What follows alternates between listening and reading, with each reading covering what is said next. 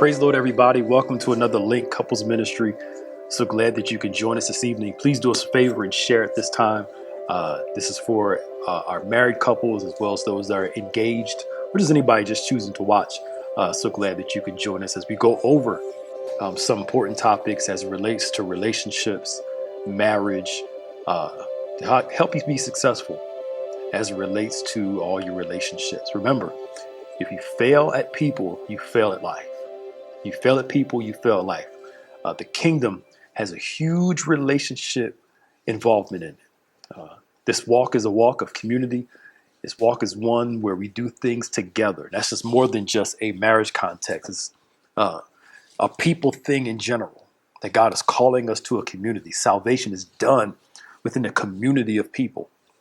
And we have to remember that people part is important in the kingdom of God, the church, the coming together of the people of God. And in this walk, God sends us people for friendship, for family, spiritual family, and dating, and even marriage. Those things come together. So we want to remember that principle. That's why we have to learn about how to have all these different types of relationships, communal church relationships, how we relate to our adversaries, how we relate to our friends, how we relate in a marriage. All those things coming together to make us successful in a kingdom perspective as it relates to relationships. So again, at this time, please share. We're going to pray for you all and believe God that today some of these tips will help us. If you have any questions, any comments, of course, you can share them in the comment section. We would love for you to do so. And maybe do like a Q&A time. And actually do a Q&A session. Matter of fact, if you have any questions about relationships, send them into social@gotobethany.com. Again, that's social@gotobethany.com. And maybe one of these sessions we can have a marriage Q&A. I think it would be pretty cool for us to come on and answer those questions and talk about relationship things. All right, let's get into this. Just some tips on successful marriage, successful life as it relates to marriage. And for those of you that are engaged, seriously dating, some things you need to think about. Tonight, number one, celebrate your spouse. Number one, celebrate your spouse. Appreciate them, celebrate what they bring to the table. Oftentimes, we focus on what the person is not doing instead of celebrating those things they are doing. As not to excuse those things that need to be corrected, but what it means is I've learned to celebrate this person, celebrate them in the same context. For instance, somebody goes outside of the house, they're appreciated at work, they're appreciated around their friends, and then they come home to a cold shoulder. You have to learn to be your spouse's biggest cheerleader, especially as it relates to support and care and what's important to them in life. So if they are a business owner, they're making small feats, or if they're doing something in corporate America and they get a promotion on the job or they get this project done, it's hard to come from a context where people are celebrating you for your accomplishments and then come home and the person doesn't seem to care about your accomplishments. It's important to make sure that we are celebrating what this person is doing, that what's important to them becomes important to me also, where they come home and get the support and care about what they do, the support and care about what they do. So if the person that you're with is doing some great work in their career, you're listening to them. You're celebrating what they do, because it's hard to get your appreciation outside the house and not come home and not get that same appreciation in the house.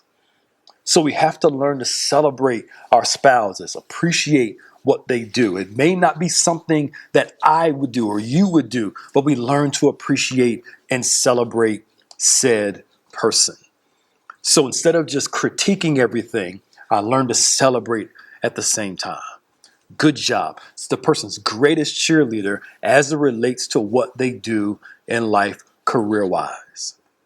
Number two, this is a big one. Stop trying to turn the person into you. Stop trying to turn the person into you. We have to learn to accept the differences and use those differences as a strength. Accept the person's differences and use that as a strength. We all bring different strengths into a relationship. And it comes from our differences. And the whole premise of a marriage, one of the bigger parts of the marriage, is this person's difference comes to make up for what I can't do. This person's different strength comes to add to what I can't do. So instead of feeling insecure about that difference, I learned to celebrate it, and we use it as leverage to make our relationship better. And understanding that the person isn't you, and giving them what they need and allowing them to express themselves in a way that's not like you. For example, everybody manages stress differently. This person needs this to help calm them down. This person over here needs this to help calm them down. We give the people what we need. The reality is that we have to understand those differences and use them to leverage, to strengthen our relationship. So one person is more diplomatic. The other person is more of to let's deal with it. It's a balancing game to know when to let the diplomatic person go with that route versus going with the person that wants to deal with it and fix it head on. There are times when you need diplomacy, and there are times when you need somebody to jump in there and say, this needs to be corrected and stopped right now. The enforcer versus the diplomatic one. And the diplomatic one will need the strength of the individual that's willing to confront when it's necessary. And the one that likes to confront needs a diplomatic person when the situation needs more diplomacy than sheer aggression and confronting something. Hope that makes sense to y'all. You have to learn to navigate that and balance it out. Give another example. When people go on vacation, there's usually the more adventurous one and the one that just likes to lay back and chill. There's the one that wants to go on excursions, and there's the one that wants to sleep, lay down and do nothing, look at water, read books, and don't feel like going out and doing all that stuff. We want to turn the other person into us. The one that's on the excursions, come on, let's go out and do this, right? the one that wants to chill, I don't want to do that. Come chill with me. Learn to balance it out. Learn to compromise. Where the adventurous one can, watch this, can go out by themselves and do some adventure at times. And the one that likes to rest can rest by themselves at some time. And then y'all come back together and do stuff in a mutually agreed upon way. Something I believe we're going to talk about later. We don't have to do everything together all the time. But I'll get to that a little bit later. But we try to turn the other person into us rather than being secure enough to let the person be who they are. And let that person be secure enough to let me be who I am. We can't turn the other person into who we are. Number three, trust that the person you're with, you can confide in them. All right? Trust that you can confide in the person without them telling someone else. Trust that you can confide in the person. And you don't have to worry about that individual telling somebody else. Your marriage is supposed to be a safe place where you can confide in each other and not worry about the person sharing your secrets. Oh boy. Now, I'm not talking about, no crazy stuff where, there's abuse and, don't tell nobody, keep it quiet. You're being abused in a relationship. It's time for you to say something and get up out of there in a constructive way that's safe for you. That involves talking to some people that can help you navigate that exit. Because we don't believe here that if somebody's being physically abused in a relationship or really harshly, psychologically, emotionally abused, needs to stay in something that's going to hurt that individual. But a marriage, I'm talking about some simple things, needs to be a safe place. I can trust you with all of me, my fears, my hangups, my insecurities, my anxieties, those things that are deep and personal to my heart. I can share those things with you and not fear you throwing them back in my face and not fear you going around telling everybody the secret things of my heart. We talked about this last month. You have to learn to protect your relationship from snakes. Everybody doesn't need to be all up in your relationship. You need to be able to confide in each other without fear of someone telling what you said.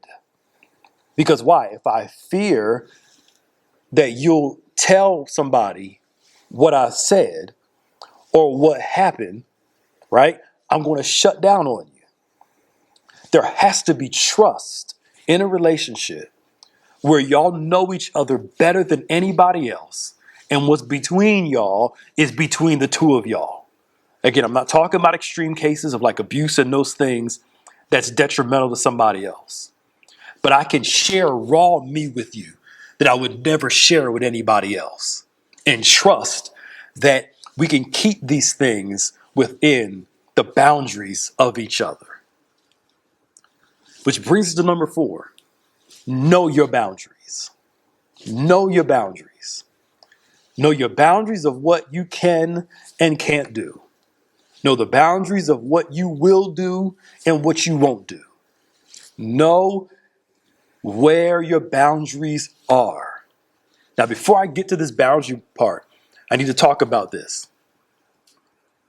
Willingness and boundary setting kind of go hand in hand.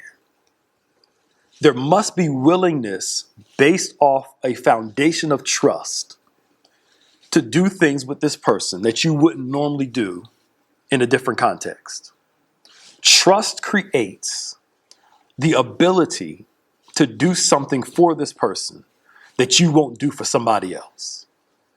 So you're not getting up at 2 o'clock in the morning for everybody. You know, you're not going around cooking for everybody else or so-and-so, so-and-so. But when I love and trust somebody, I'm willing to do things for them that I won't do for others. Now, I'm not talking about no crazy, extreme stuff.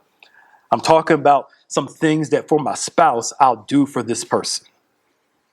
So there has to be a willingness based off trust. When I trust somebody, when you build the trust, willingness starts to be the fruit of trust. Willingness starts to become the fruits of trust. But also knowing I'm willing, but I also have boundaries. Have fun with each other, but know your limitations. Have fun with each other, but know your limitations. Keep the fun within agreed upon limitations. Keep the fun within agreed upon limitations. Why? Don't force yourself on the person. Again, we all have different things that we like. We all have different things that we enjoy. But knowing your own limitations and knowing your boundaries is important, but also not forcing, watch this, y'all, not forcing the boundaries of the other person to be broken.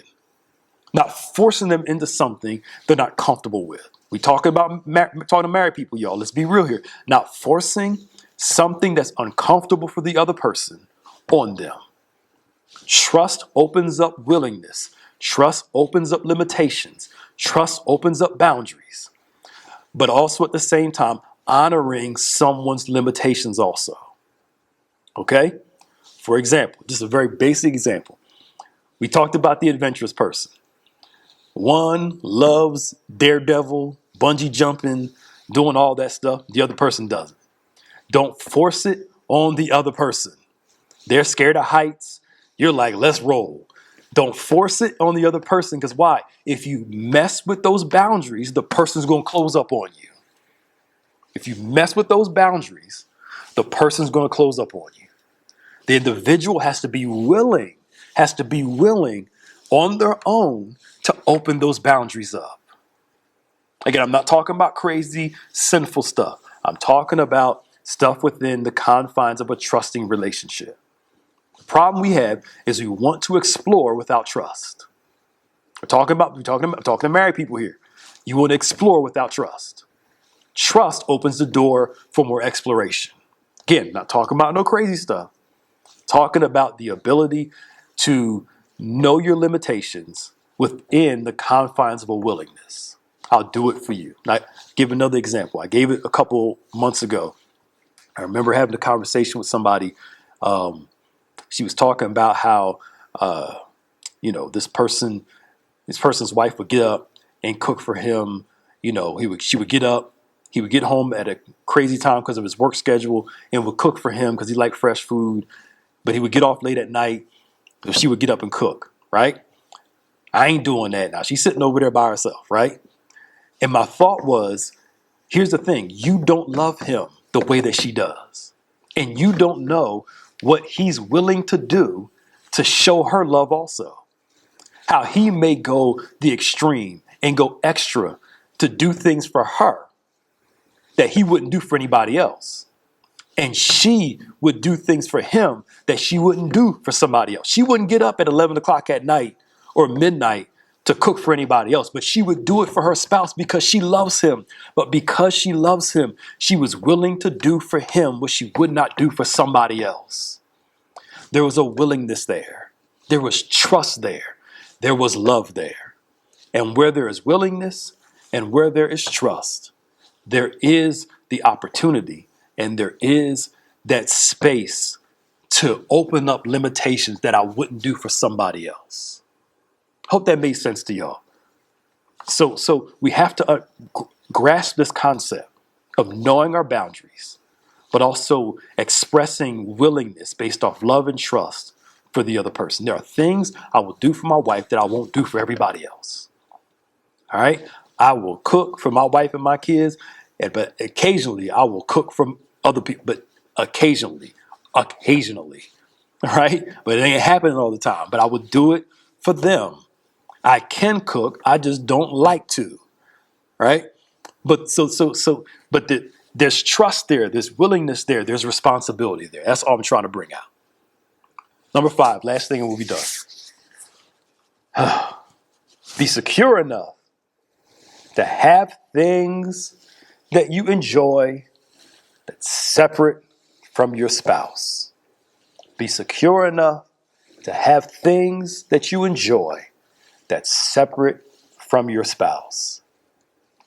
TV and movies has us thinking that marriage is we like the same music. We like the same TV shows. Oh, we're so in love. We love all the same stuff. And we sit back and do this. No, that is not reality. That is not real. Okay? It's okay to like different things than the person that you're with. You don't get married to somebody because y'all like the same music, the same movies, and the same TV shows. They are obsolete. That's fantasy. And if you happen to like some of the same stuff, cool. But you don't marry somebody because y'all like the same TV show. That's not going to hold your relationship together. And guess what? It's okay. For example, that's why most people have more than one TV in the house. So while their spouse is watching this, you're watching something else. And guess what? Y'all don't have to watch it together. But I want them to watch it with me and enjoy it with me. It's cool every now and then to watch it with the person just to do it for the individual. But who cares? Doesn't have to do it. I'll give you an example. I love Star Wars. My wife does not. I don't force her to sit there and watch it with me. I'll sit there and watch it by myself. And guess what? It's okay. You're able to do stuff and then come back to each other later. But again, it goes back to trying to force the person to like what we like, enjoy what we enjoy. And watch this. They could care less. And yes, it's nice to sit back and watch stuff with each other that the other person likes more. But it doesn't have to be like that all the time. It's okay to have a hobby outside of the other person. It's okay to enjoy things outside of the individual, where one likes music or one likes this, and the person can do it. We don't have to do everything together. We don't have to be on top of each other all the time. Relationships need the security. to enjoy things outside of the other person, as long as it's not compromising the relationship and breaking the trust of the relationship. I'm talking about small things.